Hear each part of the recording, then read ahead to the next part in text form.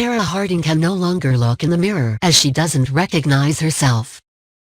Sarah started chemotherapy and had a mastectomy in a bid to beat her cancer diagnosis.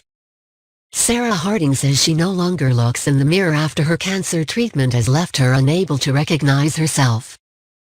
The Girls Aloud star first opened up about her cancer diagnosis in August when she told fans she had advanced cancer which had spread to other parts of her body.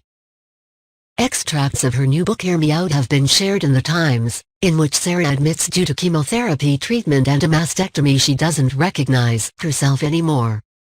Before her treatment started, Sarah was placed in an induced coma as both her lungs and kidneys were failing. After coming out of a coma, Sarah went on to start chemotherapy and had a mastectomy.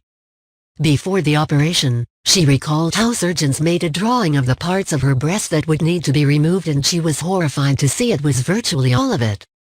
The singer said she screamed the place down when she came round from the op and was relieved to have her mom by her side. She said, "Now there's just a bunch of stitches where my breast used to be. I can't look at myself in the mirror anymore.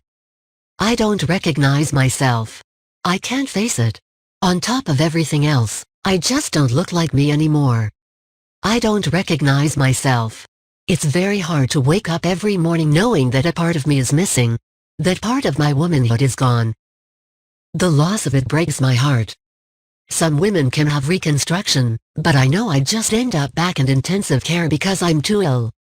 I suppose it had crossed my mind at one point, the idea of reconstruction, but now I have to be realistic. I have to let go." Sarah has been undergoing intensive treatment for breast cancer following her summer 2020 diagnosis, but now could have just months left to live after developing a secondary tumor at the base of her spine. Doctors have told Sarah that Christmas 2020 was probably her last. However, she refuses to dwell on her prognosis, instead making the most of each day she has left.